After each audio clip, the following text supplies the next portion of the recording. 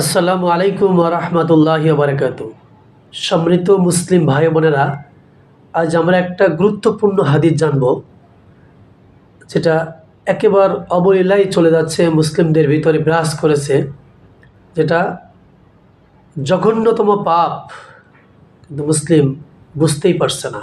আসুন আমরা হাদিসটা জেনে নিই।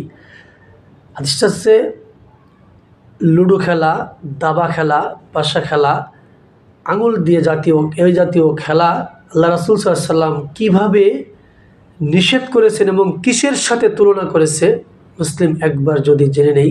যার ঈমান আছে, যে আল্লাহ রাসূলকে অনুসরণ করে, সে কখনোই কোনো অবস্থায় এই খেলাতে নিমজ্জিত হতে পারে না। আসুন আমরা হাদিসটা জানি নিই ইনশাআল্লাহ। বুরাইদা রাদিয়াল্লাহু আনহু থেকে বর্ণিত, তিনি বলেন, রাসূল সাল্লাল্লাহু আলাইহি ওয়াসাল্লাম বলেছেন, যে ব্যক্তি দাবা বা পাশা বা লুডো খেলল, সে যেন শূকরের গোশত ও রক্তের মধ্যে হাত ডুবিয়ে দিল। নাউজুবিল্লাহ। হাদিসটি ইবনে মাজাহ 3763 নম্বর হাদিস। রাসূল সাল্লাল্লাহু আলাইহি ওয়াসাল্লাম বলছেন, যে ব্যক্তি দাবা, পাশা, লুডো এই জাতীয় খেলা করল, সে শূকরের গোশত এবং রক্তের মধ্যে হাত ডুবিয়ে দিল। নাউজুবিল্লাহ।